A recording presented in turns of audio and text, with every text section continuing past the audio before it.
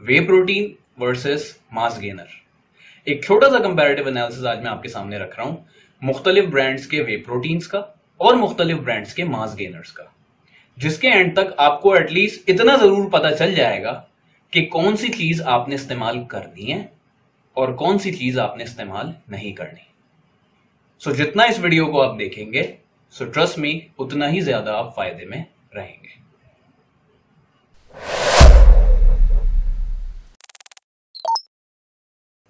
पहला जो comparative analysis आज मैं आपके सामने रखने जा रहा हूं, वो रखने जा रहा हूं ऑप्टिमम न्यूट्रिशन के ब्रांड का।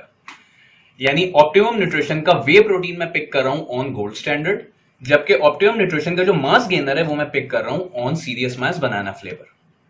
एप्पल्स टू एप्पल्स कंपैरिजन के लिए मैं यहां पे सर्विंग साइज का कंपैरिजन नहीं करूंगा, क्योंकि जब हम वे प्रोटीन की बात करते हैं तो उसका जो सर्विंग साइज होता है 30-35 ग्राम्स का होता है, जबकि कंपैरेटिवली अगर मैं एक मास गेनर की सर्विंग साइज की बात करूं तो उसका सर्विंग साइज काफी बड़ा होता है, 200, 250, 300 ग्राम्स तक जाता है। That is the reason apples to apples comparison के लिए मैंने कैलोरीज वर्सेस कैलोरीज का कंपैरिजन करा है। यानी कि अगर मैं 100 कैलोरीज का कंपैरिजन करूं तो 100 कैलोरीज अगर मैं वे प्रोटीन से लूं और 100 कैलोरीज अगर मैं मास गेनर से लूं, तो दोनों जो ये प्रोडक्ट्स हैं वो in terms of proteins, carbs, fat, वो क्या क्या ऑफर करेंगे, इस बेसिस पे ये पूरा का पूरा एनालिसिस होगा। तो सबसे पहले जब मैं ऑप्टिमम न्यूट्रिशन के वे प्रोटीन यानी गोल्ड स्टैंडर्ड वे प्रोटीन की बात करता हूं, तो उसकी जो 100 कैलोरीज है उसमें से 80% कैलोरीज निकल के आती है प्रोटीन से, 10% कैलोरीज निकल के आती है कार्ब से, जबकि 10% कैलोरीज ही निकल के आती है फैट से। जब मैं ऑन के सीरियस मास की बात करता हूं तो इसमें 16% कैलोरीज निकल के आती है प्रोटीन से, 81% कैलोरीज निकल के आती है कार्ब से, जबकि 3% कैलोरीज निकल के आती है फैट से। यानी अब मैं अगर on gold standard way protein की बात करूं तो अराउंड 80% कैलोरीज प्रोटीन से निकल के आ रही है। क्या मैं इसको एक बैलेंस मील के तौर पे कंसिडर कर सकता हूं? बैलेंस मील की डेफिनेशन क्या है? 40-50% कार्ब्स, 20-25% फैट्स और around 25-30% protein. This is what a definition of a balance meal. ये कोई फिक्स चीज नहीं है, it's a rule of thumb. अब जाहिर है अगर कोई शख्स हाई कार्ब डाइट पे या फिर एक हाई प्रोटीन डाइट पे, तो जाहिर है ये मैक्रोस वेरी करेंगे, लेकिन ऑन एवरेज यही बैलेंस मील को हम कंसिडर करते हैं। तो अगर मैं ऑन के वे प्रोटीन यानी गोल्ड स्टैंडर्ड की बात करूं तो बैलेंस मील के तौर पे वो पूरा नहीं उतरता, क्योंकि उसमें 80% कैलोरी सिर्फ प्रोटीन से निकल के आ रही है, बाकी 20% कार्ब एंड फैट से निकल के आ रही है। जबकि मैं ऑन का जो सीरियस मास है उसके अगर मैक्रोस को देखूं तो उसमें 80% जो कैलोरीज है वो निकल के आती है कार्बोहाइड्रेट से। सो अगेन यहां पे भी जब 80% कार्ब से हो गया, बाकी 20% में फैट्स और प्रोटीन्स हो गए, तो again this is not a balance meal. दूसरा कंपैरिजन अब मैं आपके सामने करता हूं डायमेटाइज के ब्रांड का। डायमेटाइज का वे प्रोटीन मैंने पिक किया है डायमेटाइज एलीट 100% वे प्रोटीन, जबकि डायमेटाइज का मास गेनर मैंने पिक किया है super mass gainer rich chocolate. 100 calories जब मैं डायमेटाइज का जो एलीट 100% वे प्रोटीन है उसको देखता हूं तो 75% कैलोरीज प्रोटीन से, 6% कैलोरीज कार्बोहाइड्रेट से और 15% कैलोरीज फैट से निकल के आती है। जबकि डायमेटाइज सुपर मास गेनर की बात करूं तो इसकी जो 100 कैलोरीज है उसमें 17% कैलोरीज प्रोटीन से, 76% कैलोरीज कार्ब से और 6% कैलोरीज फैट से निकल के आती है। यानी यहां पे भी डायमेटाइज का जो मास गेनर है और जो उसका वे प्रोटीन है, ये बैलेंस मील के तौर पे आप यहां इसको कंसिडर नहीं कर सकते। एक चीज गौरतलब यहां पे ये है कि जब मैं मास गेनर्स की यहां पे बात कर रहा हूं तो मास गेनर में 70-80% जो कैलोरीज है वो कार्बोहाइड्रेट से निकल के आ रही है, यानी it is more like a carb supplement. अब देखें, कार्ब ऐसी चीज है, अगर आप अपना कभी फ्रिज खोलें, ब्रेड रखी है, क्या है ये? कार्ब। रात के चावल रखे हैं, क्या है? कार्ब। सालन रखा है, आलू गोश्त जैसे रखा हुआ है, आलू क्या है? It's again carb. या फिर अगर आप कभी अपने किचन में जाएं, स्वीट पोटैटो, ओट्स, रोटी, ये सब क्या है? कार्ब। यानी कि कार्ब एक ऐसी चीज है जो कि हर किचन, हर फ्रिज में आपको मिलती है। कार्ब के लिए सप्लीमेंटेशन का इस्तेमाल करना मुझे कुछ ऑनेस्टली समझ नहीं आती।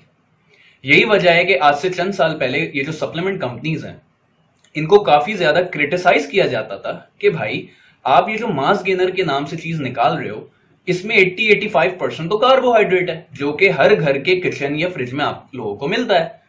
तो फिर लोग सप्लीमेंट को क्यों यूज करेंगे अगर वो एक बैलेंस मील के तौर पे ना सामने आए। उसके बाद कुछ जो मैन्युफैक्चरिंग ब्रांड्स हैं उन्होंने बहुत ही स्मार्टली प्ले किया और कुछ ऐसे प्रोडक्ट्स लाने इंट्रोड्यूस किए जो कि वाकई में बैलेंस मील के तौर पे आप उसको कंसिडर कर सकते थे। इसके लिए अब मैं आपके सामने एनालिसिस रख रहा हूं ऑप्टिमम न्यूट्रिशन के वे प्रोटीन यानी गोल्ड स्टैंडर्ड का वर्सेस ऑप्टिमम न्यूट्रिशन के प्रो गेनर का। जब मैं 100 कैलोरीज की बात करता हूं तो ऑन का जो गोल्ड स्टैंडर्ड वे प्रोटीन है उसमें 80% कैलोरीज प्रोटीन से, 10% कैलोरीज कार्ब से और 10% कैलोरीज फैट से निकल के आती है। जबकि मैं ऑन के प्रो गेनर की बात करूं तो 37% कैलोरीज प्रोटीन से, 52% कैलोरीज कार्बोहाइड्रेट से और 11% कैलोरीज फैट से निकल के आती है। यानी कि ऑन का जो प्रो गेनर है उसे आप एक बैलेंस मील के तौर पे इस्तेमाल कर सकते हैं। एक और एनालिसिस अब मैं आपके सामने रखता हूं माई प्रोटीन के इंपैक्ट वे प्रोटीन का और माई प्रोटीन के एक्सट्रीम गेनर का। जब मैं माई प्रोटीन का इंपैक्ट वे प्रोटीन देखता हूं उसकी 100 कैलोरीज में से 76% कैलोरीज प्रोटीन से, 7% कैलोरीज कार्बोहाइड्रेट से और 17% कैलोरीज फैट से निकल के आती है। जबकि माई प्रोटीन का जो एक्सट्रीम गेनर है उसमें 28% कैलोरीज प्रोटीन से, 50% कैलोरीज कार्बोहाइड्रेट से और 14% कैलोरीज फैट से निकल के आती है। यानी यहां पर भी जो माई प्रोटीन का एक्सट्रीम गेनर है उसे आप एक बैलेंस मील के तौर पे इस्तेमाल कर सकते हैं। अब सवाल यह है कि एक तो वो मास गेनर्स थे जहां पे 70-80% कार्ब होता था, यानी वो बैलेंस मील नहीं थी। लेकिन अब जो सप्लीमेंट्स आ रहे हैं, स्पेशली जो मास गेनर्स आ रहे हैं, उसमें एक बैलेंस मील जैसी अप्रोच हमें दिखती है। तो लोग अब सवाल करते हैं कि भाई क्या अब हम इसको यूज कर सकते हैं? इसको समझाने के लिए पहले हमें यह समझना पड़ेगा कि भाई मास गेनर्स की जरूरत आपको आखिर पड़ती क्यों है। देखिए, मास गेनर्स लोग दुनिया भर में यूज करते हैं फॉर बल्किंग पर्पस, यानी उन्होंने जब अपना वजन बढ़ाना होता है। ठीक, अब देखिए वजन किस किस को बढ़ाना होगा। पहली अगर आप मुझसे पूछे तो पहला एलिजिबल बंदा वो होगा जो कि पावर लिफ्टिंग की फील्ड से एसोसिएटेड हो। जाहिर है पावर लिफ्टिंग में 4000-5000 कैलोरीज आपको रोज खानी होती है and you have to be like around usually 30-40% body fat पे लोग होता है।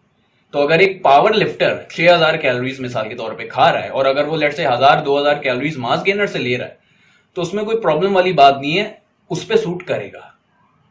या फिर वो बंदा जो कि अगर आपने एक मूवी देखी हो कास्ट अवे करके कुछ टाइम पहले आई थी टॉम हैंक्स की, अगर खुदा ना खास्ता आपकी ऐसी कंडीशन हो गई है कि you are left with like 60-70 pounds skeleton, अगर टॉम हैंक्स जो उस मूवी में था अगर उस जैसा बंदा मास गेनर यूज करे, क्यों? Because he has to put on lot of calories, right?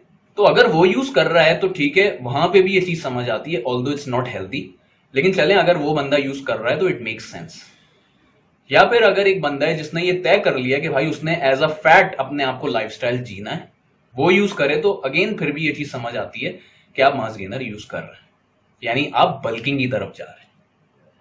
देखें, मैं यहां बैठ के कितनी बातें कर लूं, 10,000 बातें कर लूं, जो लोगों ने करना है, जो उन्होंने फैसला कर लिया है वो करेंगे, मैं उन्हें नहीं रोक सकता। मिसाल के तौर पे BCAAs पे अब 15,000 वीडियोस बन चुकी हैं कि ये किसी काम के नहीं है। क्या लोगों ने BCAAs इस्तेमाल करना छोड़ दिया? नहीं।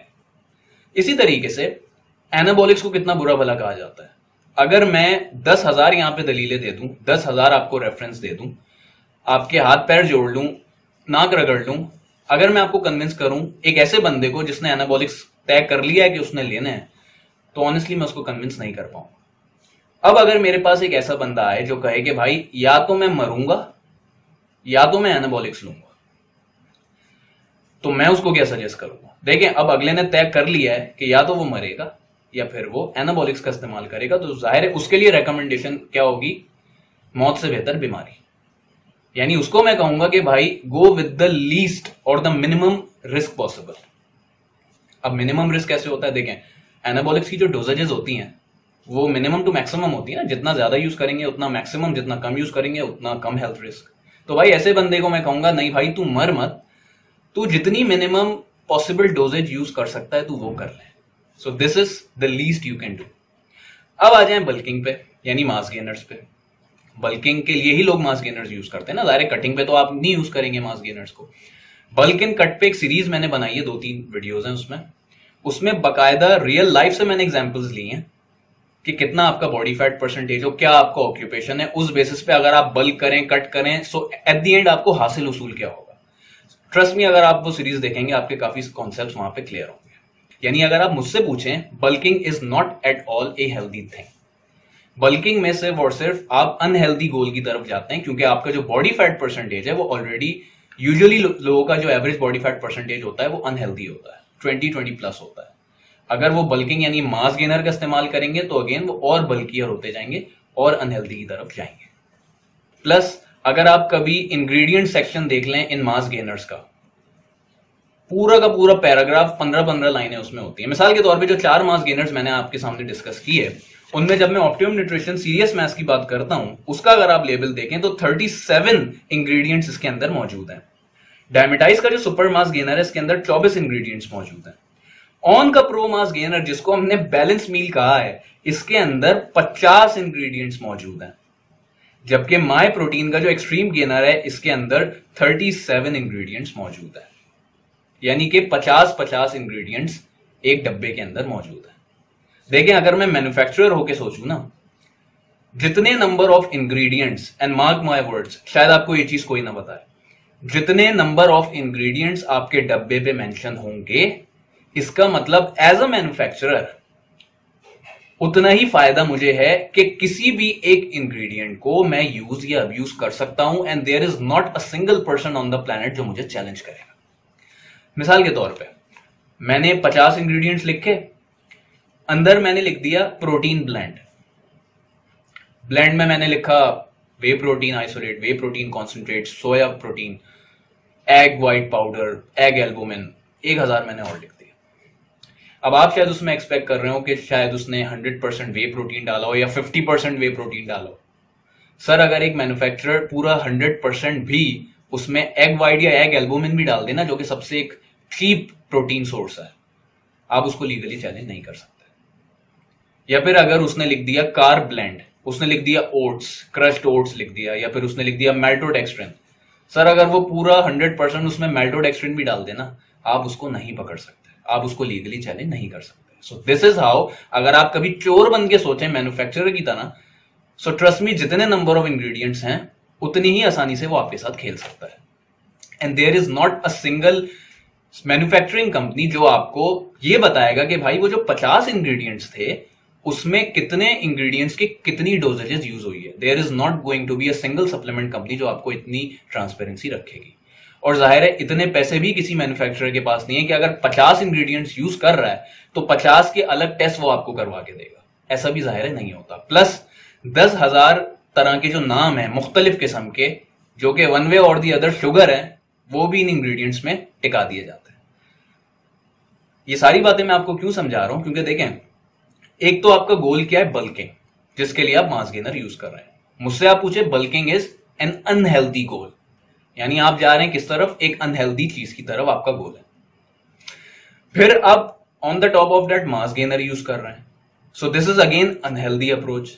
यानी अब 2 चीजें अनहेल्दी हो गई, अनहेल्दी गोल और अनहेल्दी अप्रोच। जिस तरह मैंने एनाबॉलिक्स के केस में आपको बताया कि भाई अगर किसी ने तय कर ही लिया है कि उसने एनाबॉलिक्स लेना है या वो फिर मरेगा, तो उसके लिए क्या रिकमेंडेशन है, use the minimum dosage possible. तो अब जैसे एक बंदे ने बल्किंग का तय कर लिया कि नहीं उसने करनी ही है, तो भाई उसको मैं यही कह सकता हूं कि ठीक है बल्किंग करनी एक अनहेल्दी गोल है, ठीक है बल्किंग करो, लेकिन not with N unhealthy approach but rather with N healthy approach.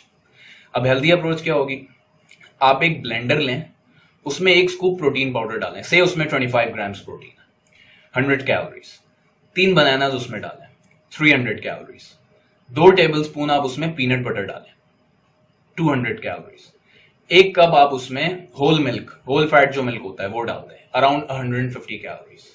ये पूरा जो आपका ब्लेंड बनेगा, शेक बनेगा, ये 750 कैलोरीज का बनेगा सर। यानी अगर आप इस शेक को 3 बार भी दिन में इस्तेमाल कर लें ना, एक्सेसिव अगर आप फैट गेन भी कर लें या इसको अब्यूज भी कर लें, सो ट्रस्ट मी, गोल तो आपका अभी भी वही है। इसमें ये जो मैं रेसिपी बता रहा हूं, गोल तो अभी भी वही है, क्या, फैट गेन यानी बल्किंग, यानी एक अनहेल्दी गोल। लेकिन this is still a healthier approach. यानी जहां आप मास गेनर यूज कर रहे थे फॉर बल्किंग, तो वहां पे क्या था, अनहेल्दी गोल प्लस अनहेल्दी अप्रोच। यहां क्या हो रहा है, unhealthy goal but with a healthier approach. Healthier क्यों कह रहा हूं मैं, क्योंकि आपने सब चीजें डालकर भी नंबर ऑफ इंग्रेडिएंट्स कितने हैं, सिर्फ 4. So that is the reason bulking is not at all a good stuff. चलें, अगर आपको करना भी है सो प्ले स्मार्टली, और इस तरह से आप एक अनहेल्दी गोल की तरफ तो जा सकते हैं, but with still a better and a healthier approach. तो अब अगर मैं अपना सवाल दोहराऊं जो कि मैंने थंबनेल या टाइटल में पूछा था, वे प्रोटीन और mass gainer, who wins? Of course whey protein wins. If you find this video helpful, make sure you let me know by leaving a comment and a thumbs up below. I love you all.